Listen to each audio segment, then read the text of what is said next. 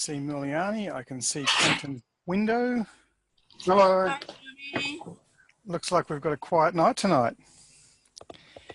Excellent. Excellent.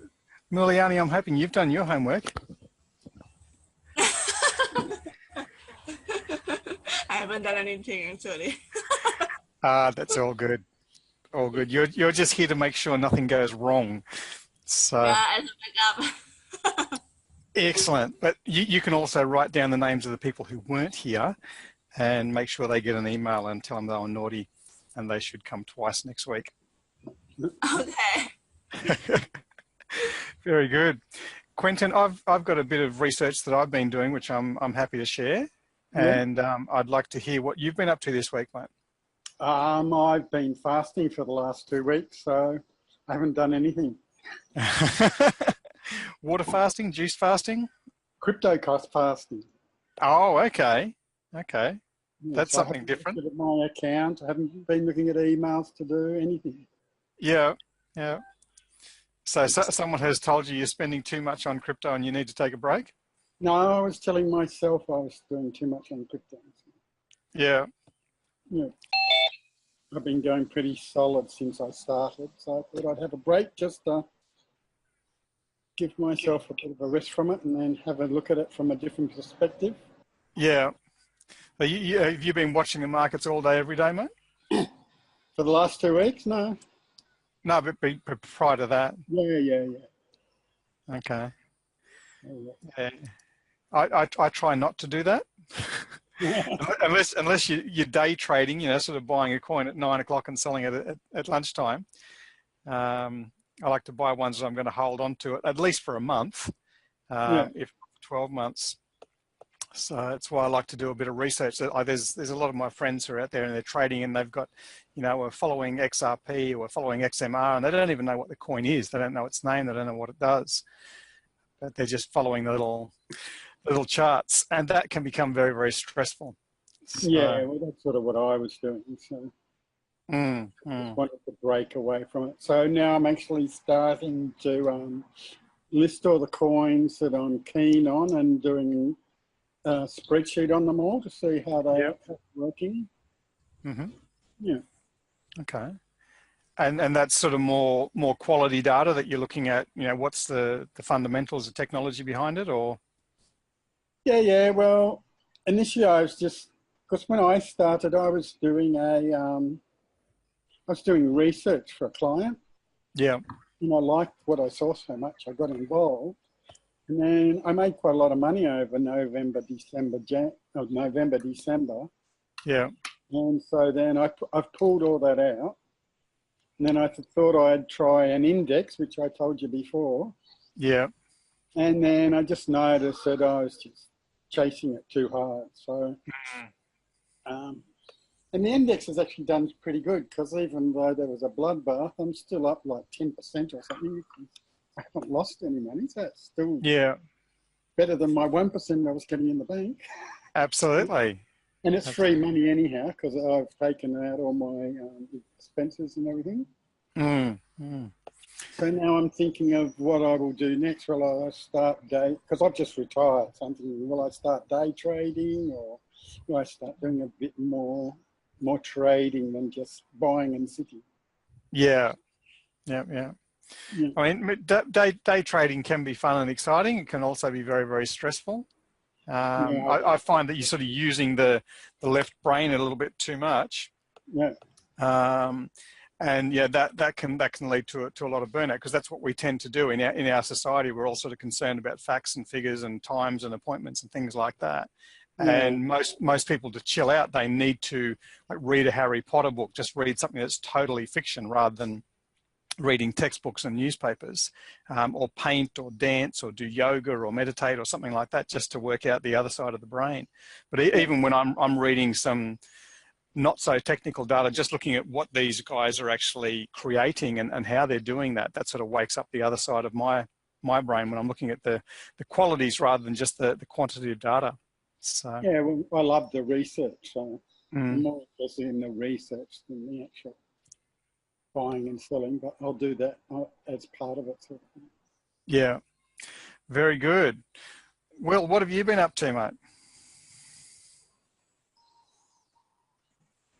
Oh, g'day, but yeah, great. Thank you. No, things are going great. Thanks. I'm pretty well.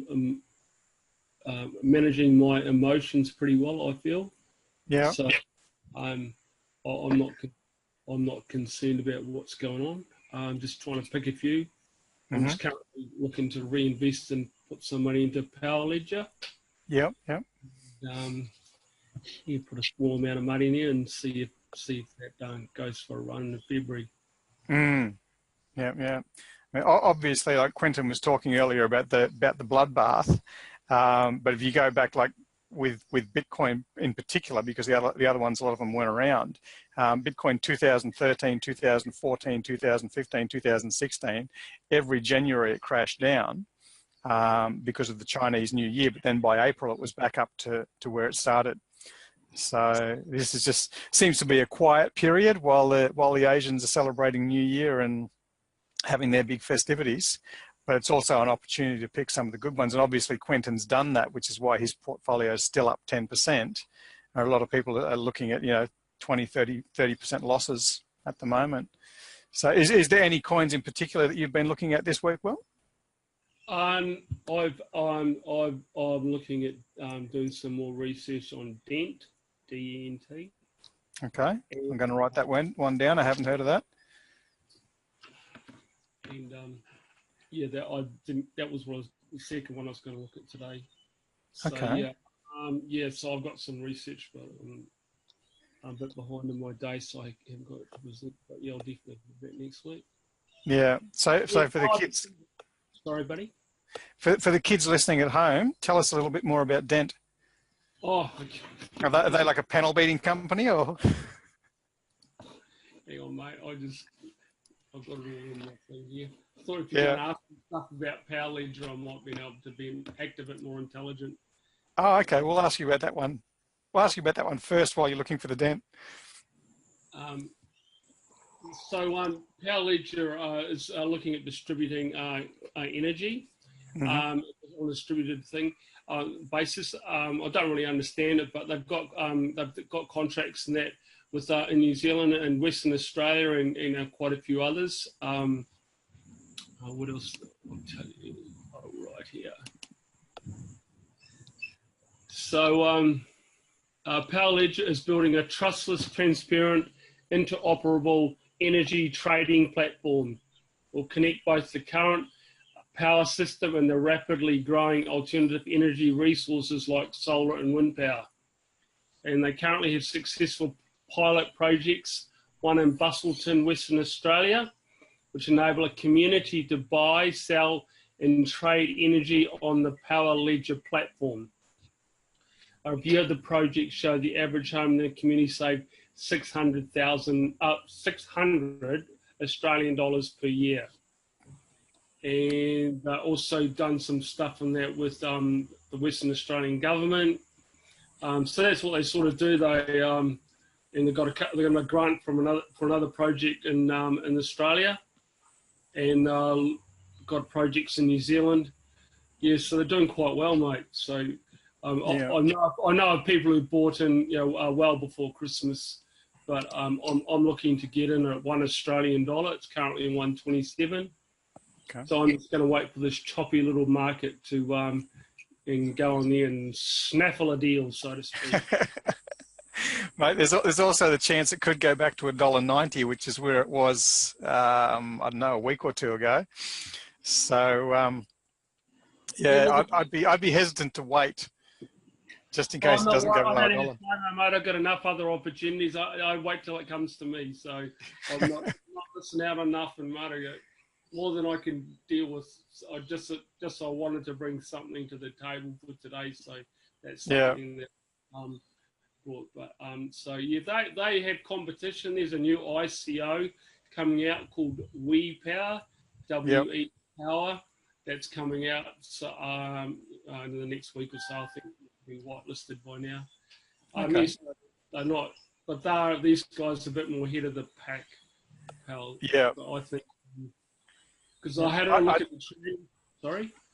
Yeah, continue. I had a look at the trading pattern and that for Power Ledger. So it did the typical normal crypto things, gone through the roof to $1.90. Yeah. And it's fallen down again. And so, yeah, I'm thinking it'll go back up. But Yeah. I think we've got a couple of weeks to settle down. Well, I don't know about settle down. It'll be quite choppy. So I think so. Yeah. I don't think that you were on the second call that we had, Will, where I went through the 4-step coin protocol, which is a system that I'm using. I've basically adapted it from my financial planning days to look at what's a good investment. And it's just the acronym COIN. So the C is looking at who's the CEO, who's the CFO, who's the people in charge of this operation, whether they're reputable. You can check their credentials on LinkedIn and find out what other projects they've been involved in, check them out on social media, find out whether they're a good bloke or not. Yeah. And then O, we actually look at the operation, like what does this place do? So obviously for Power Ledger, they're giving energy back to the grid, but they're giving it to the actual people rather than selling it to the power company, which is an opportunity. Like it takes a millisecond to send a bit of electricity to someone in New Zealand or Perth or whatever. So we've got the CEOs, we've got the operations, then we're looking at the early investors, I is for investors. And not only is Richard Branson invested into Power Ledger, but also Origin Energy has invested heavily in there because they realize that if people cut the power company out, they're not going to be making any money. So they've jumped in.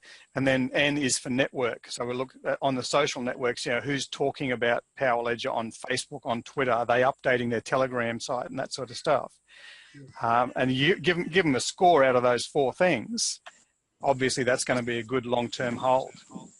So, very good. They came third, or there was a competition recently. Yeah. I don't know if they made the final cut, but they're on the top 3 to go to Richard Branson's Nectar Island for a conference, whatever that would be. I don't know what conferences he had on Nectar Island. I think it's more about drinking and have a good time, isn't it? That sounds about right. But if he's one of your investors and he invites you over to his island, then you pretty well got to go, don't you? So I think they obviously attracted some good people. So yeah. Yeah, very good, very good. And obviously Branson does his due diligence because it took him a long time to make his billions, and he doesn't want to lose it in a hurry. So, JT, are you there, mate? I saw you strolling through the park earlier, and I think I even saw Fiona over your shoulder. Yeah, they're out there. We're out walking the dog.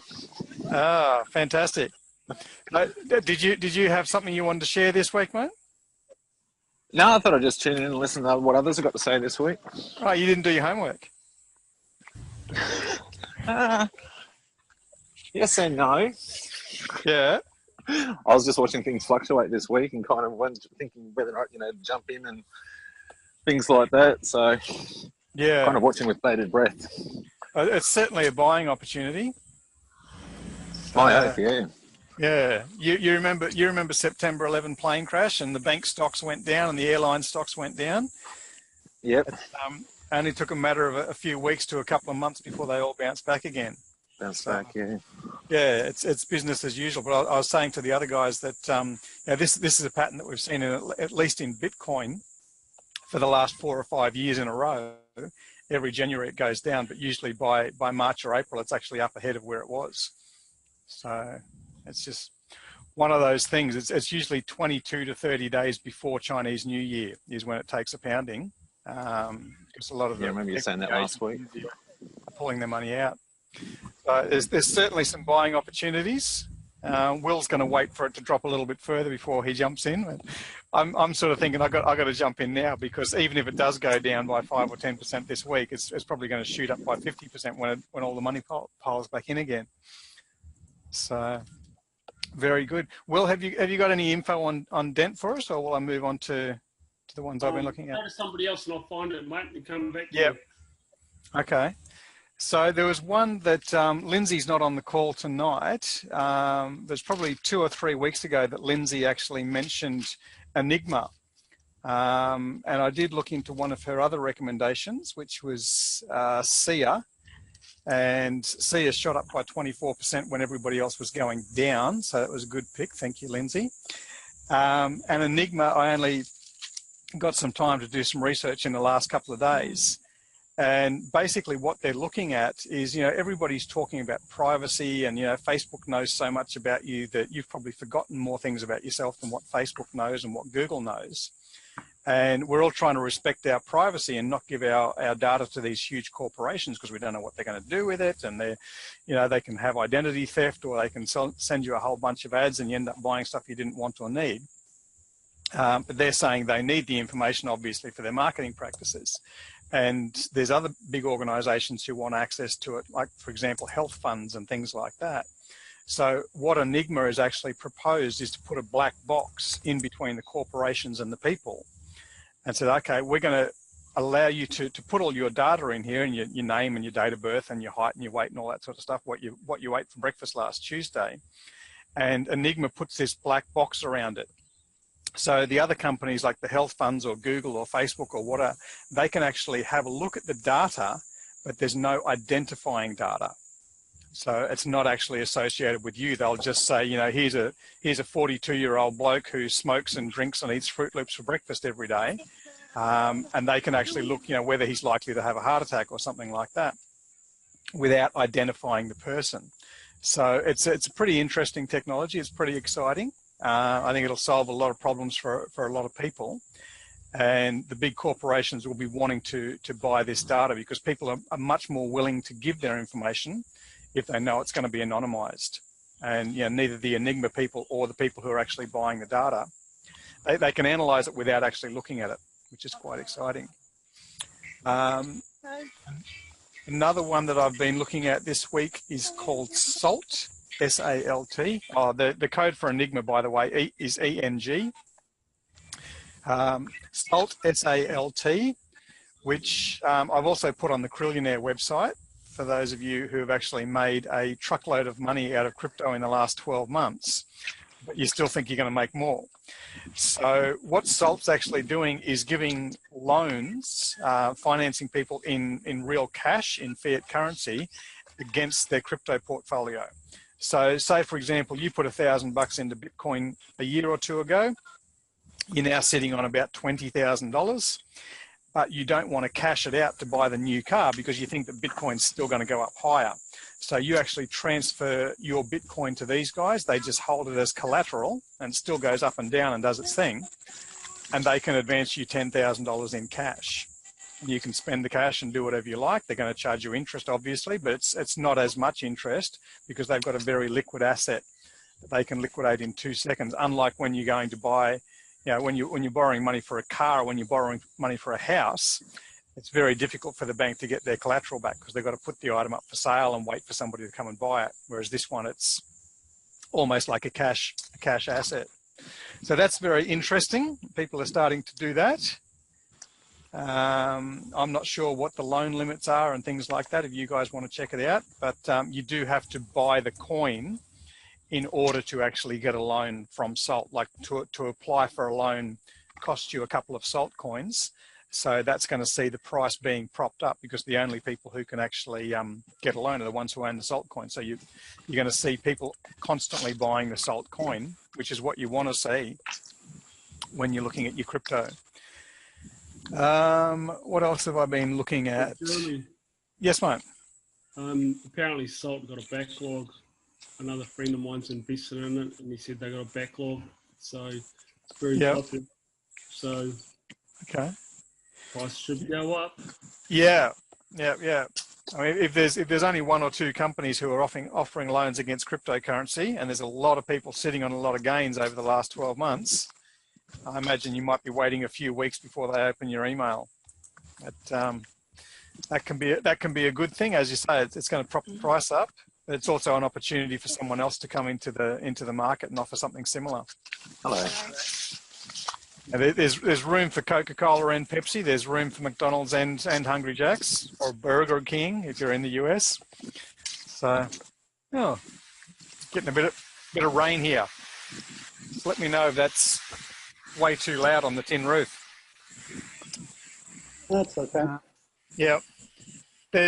Last week I talked about Manero, which is a totally anonymous coin, and people can use it for buying drugs or guns or just for protecting their own privacy on the internet. There's another one I looked at this week called Zcash or Zcash. Code for that one is ZEC. And it's using a completely different coded protocol, which is called the ZK snark, for those of you who are writing all of this stuff down. And ZK stands for zero knowledge. So even it doesn't know what's going on inside of its own system. You'd know if you'd transferred Bitcoin to somebody else that, wow, that's really loud. If you've transferred Bitcoin to somebody else, you've got their wallet address and they'll have your wallet address. And if you care to search the blockchain, then you can actually see every amount of money they've received and every amount of money they've sent. But Zcash is basically anonymizing that whole system. And even the system can't actually trace where the money's gone. Every time they update the block on the blockchain, it deletes the previous bit. So it's got zero knowledge of what happened beforehand. You can't track through the history. It's just each new block is the only block there is. Now this Chinese New Year is Year of the Dog, which is Dogecoin.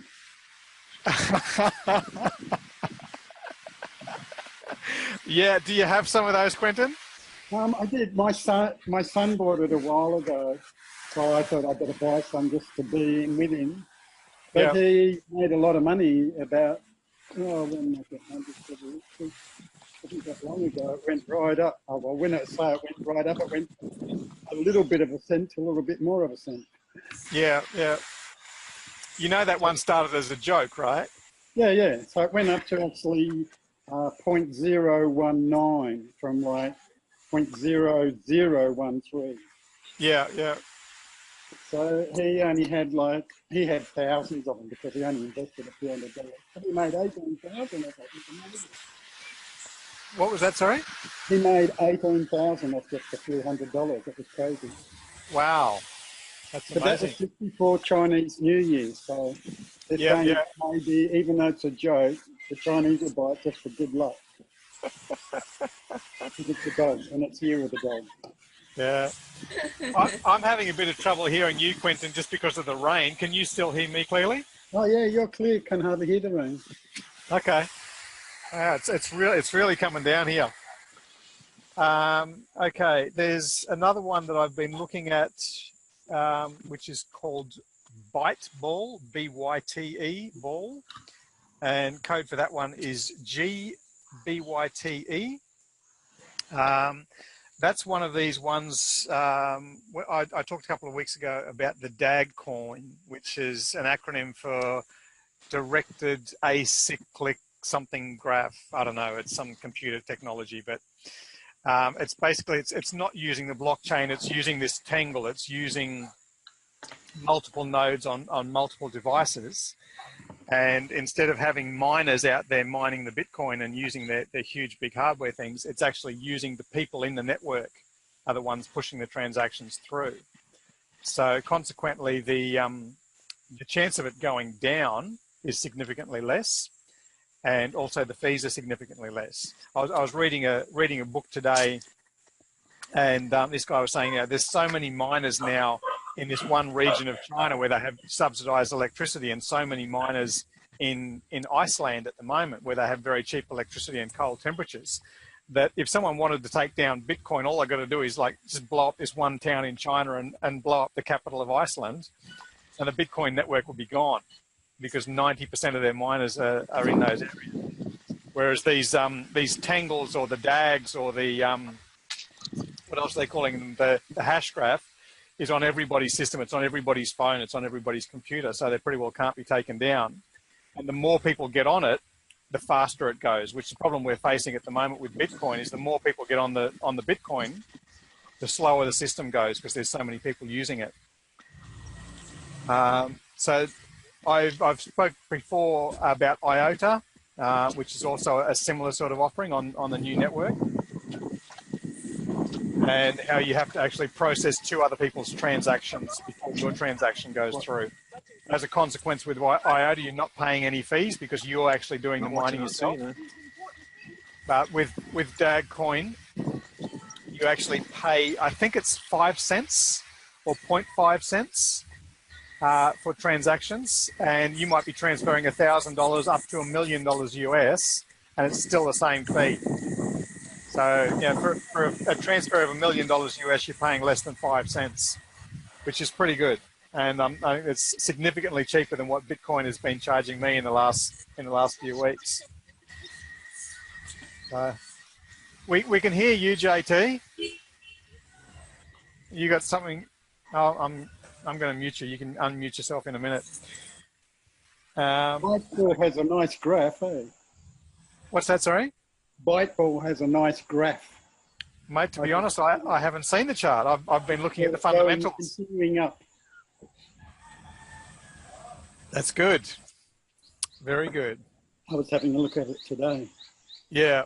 Yep. Okay, so you're in front of me on this one, Quentin. Yeah, as I said, I'm making a big spreadsheet of everything. So all the data and everything I can find, and then I'm going to compare it all. Yep. Very good. I'm hoping you're going to share the information with us, mate. You know, we're your closest. You want me to give you the spreadsheet? Absolutely. Oh, no. You share it with us, and I'll put it on the Cryllionaire website, mate. So there's a few updates there. As I say, I've updated a whole bunch of coins on there. There's some existing coins. There's some new coins coming up as far as ICOs. Plus, there's another book on there. So we've now got 3 books on there. The book that I was reading today, which is called Beyond Bitcoin, and looking at the future of cryptocurrency and how they're going to work things and how they're going to anonymize the data, and just the implications for the world at large. They're talking about, you know, how taxes will become unsustainable because if everyone's trading in crypto with each other, the governments won't be able to collect income tax or capital gains tax.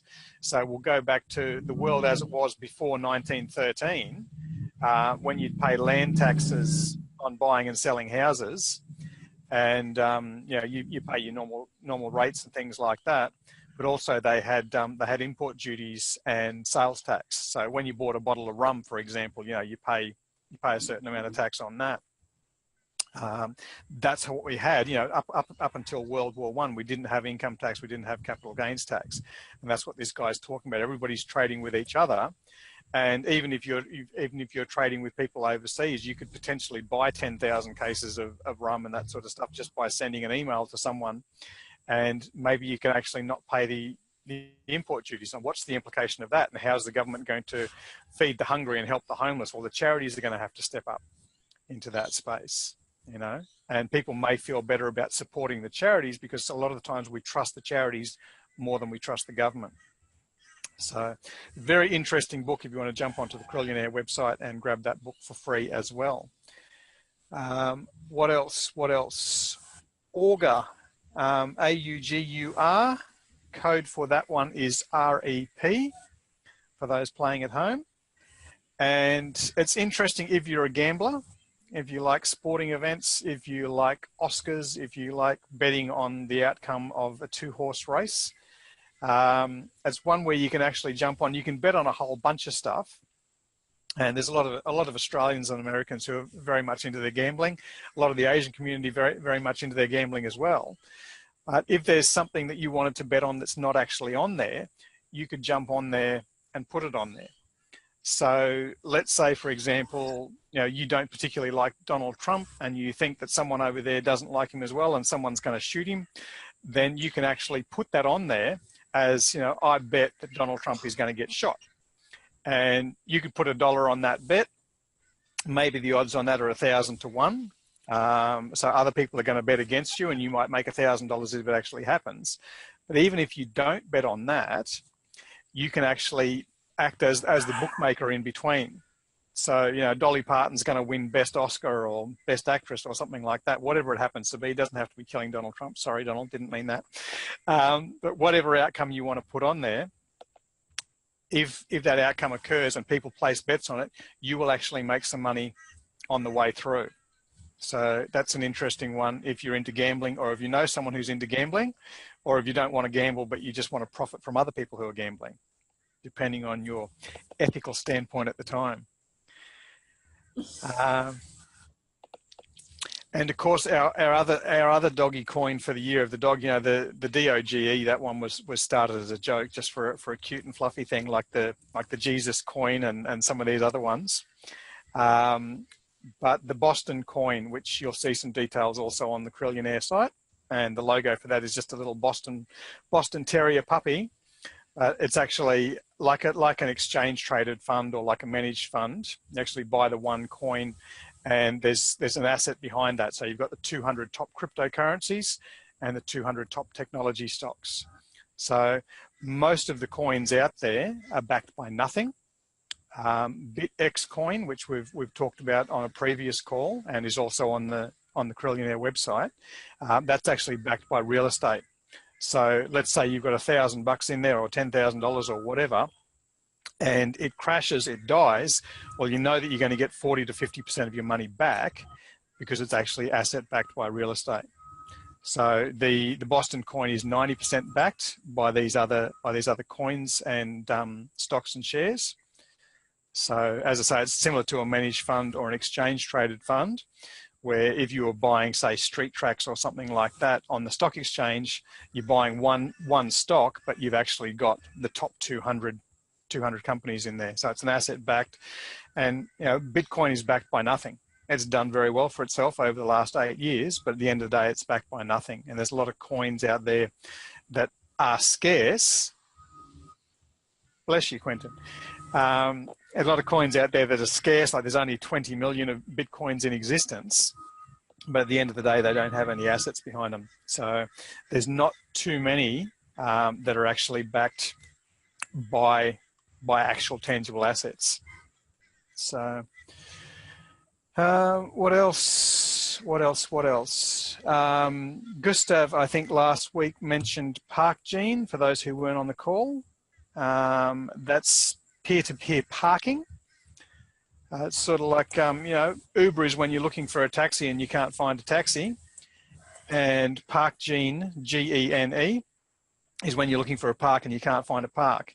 And that's probably more appropriate if you're in the big city, because somebody's paid, you know, $20 to pay in that parking space. They only end up staying 10 minutes because the person they wanted to visit isn't there or the shop's closed, and they're going to leave. They've already paid for the park. And you might pay them $4 for that park that they were about to give up for nothing.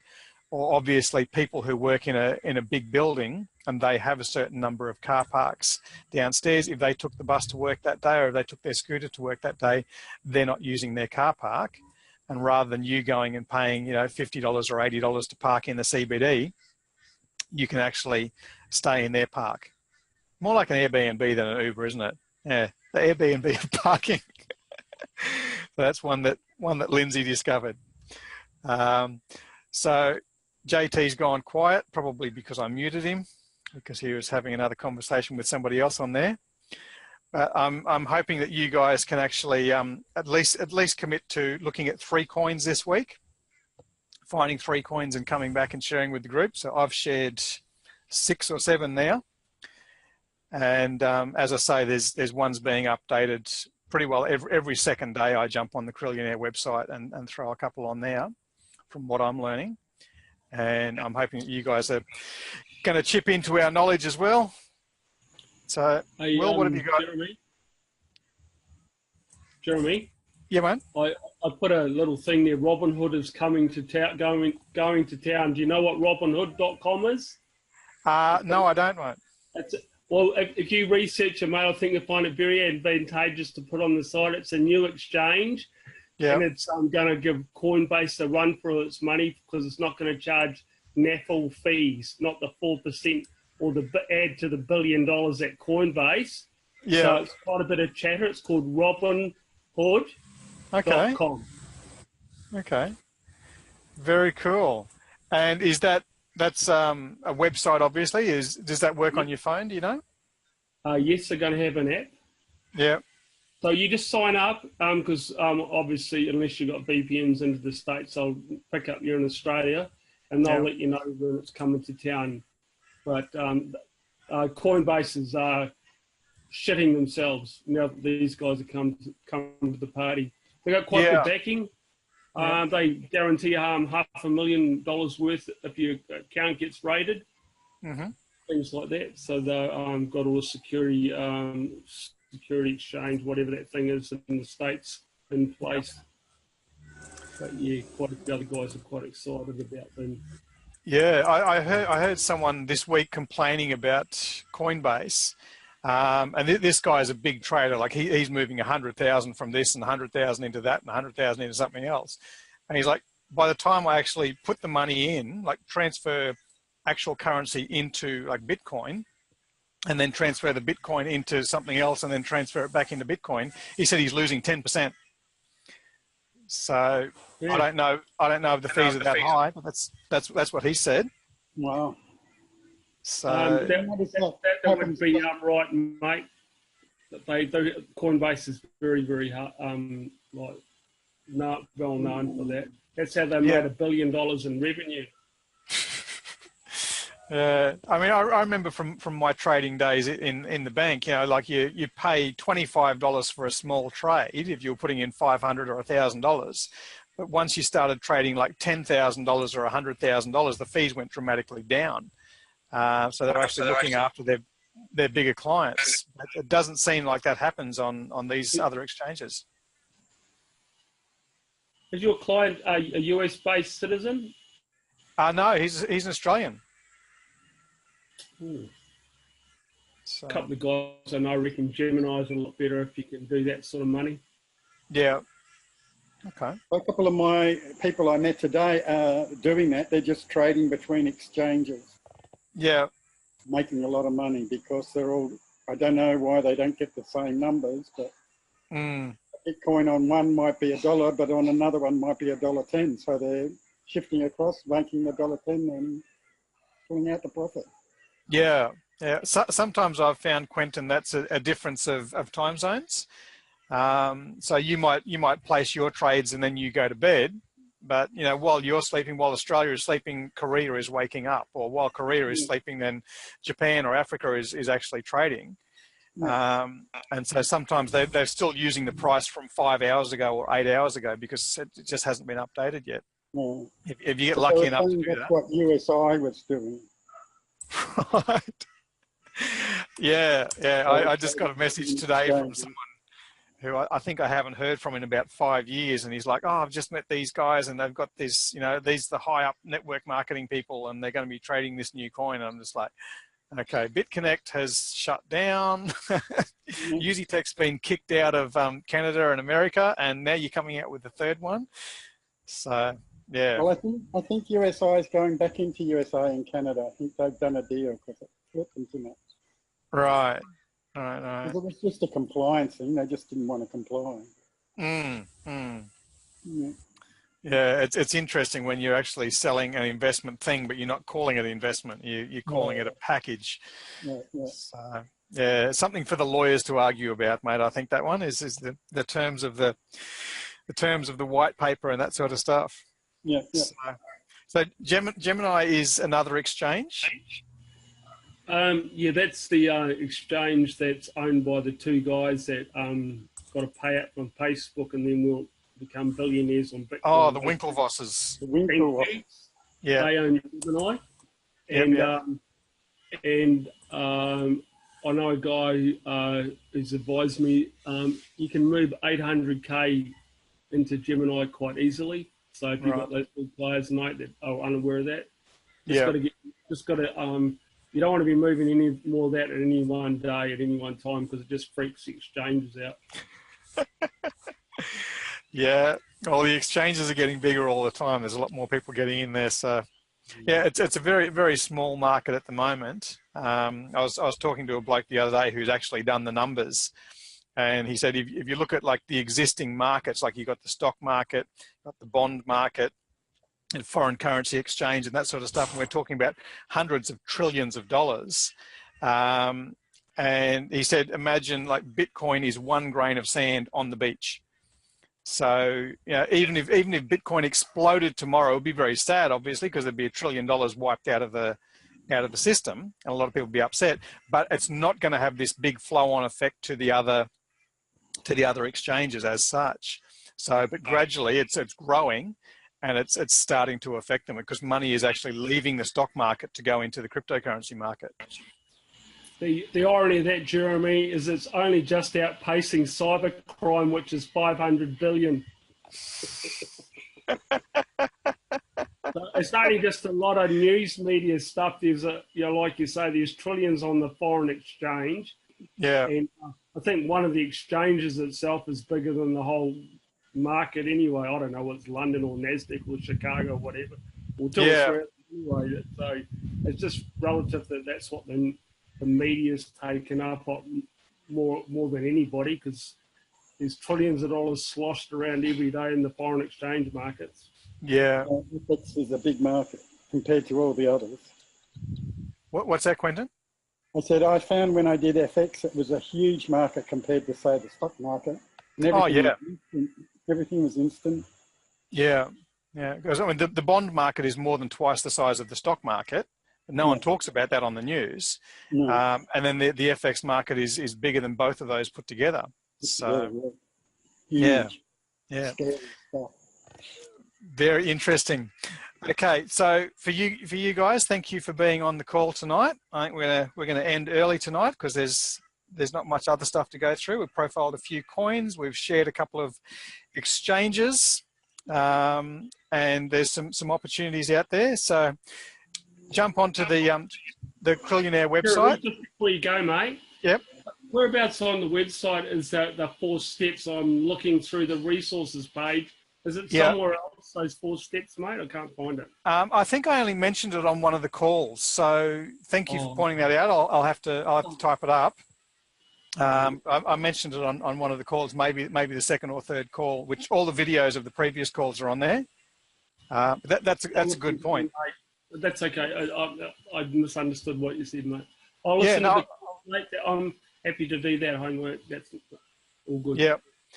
Alrighty, so jump in this week and find a couple of coins that you're interested in, even if you don't end up buying them, and even if you read halfway through the white paper and decide it's not for you, it might be beneficial for someone else. We talked last week, I think, about the legal cannabis and marijuana industry and that sort of stuff. Not everybody's interested in that. If you're a hippie or if you're health conscious, maybe you are, but maybe that knowledge, is beneficial for somebody else. And if you're not into gambling or decentralized, whatever the hell it is, car parks, maybe you can share that information with somebody else, because you give it out, it'll come back to you. Absolutely. So pick up a couple of coins this week. Stay posted on the website. I will update some more information on there, and jump on and read that book. The Beyond Bitcoin book is only about 90 pages. Probably took me an hour and a half, 2 hours to read that this morning. And obviously there's my book on there and Jamie's book on there. And just a heads up that Jamie's actually running an event on February 9 and 10 on the Gold Coast. Nick Halleck, one of the most successful stock market traders, is going to be there. He's very interested in crypto. And Jamie's obviously speaking. There's a couple of other people speaking there who I don't know, who I haven't met. But I'm putting that one down in my calendar. It's Friday and Saturday on the Gold Coast, so definitely well worth a look in. If you can't make it, then obviously watch a couple of the videos, read a couple of the books, and keep sharing the information, keep learning. Do you know Nick? Yeah, I've known Nick for a few years. Did he ever go into space? He did. He did. Yeah, I knew him over in Thailand. He used to work with a friend of mine, David Kavanagh, and he was over in Russia or something trying to get up into space and everything. Yeah, because in America, like, to be part of NASA, you have to satisfy certain criteria for height and weight and fitness and breathing underwater and walking on water and that sort of stuff. Yeah. And the Russians don't really care as long as you throw millions of dollars at them. Anybody can go into space. Yeah. So, he did. Oh, he was the first non-Russian cosmonaut. So I have to go down to the Gold Coast and say hello, because I know him fairly well. Yeah. When you got that kind of money to throw around, and life becomes very fun. So he was a big internet marketer for a long time, eh? Yeah. He's a crazy guy. I mean, flying into outer space. He actually bought one of the rovers, the moon rovers. Oh, right. the US government set up to drive around on the moon. You know, he's just like, oh, okay, I thought that was interesting. You know, so like some people keep an old classic car in the backyard, you know, like an old HQ Holden, but he's got a bloody space vehicle. So, yeah, he's a very unique individual, our Nick. So, thanks very much. Thank you, guys. I'll chat to you next week. If you need to get in touch in the meantime, then you can just click on the contact us on the Cryllionaire page, and that'll send me an email if you don't have my emails and numbers. Fantastic. Talk to you soon. Cheers.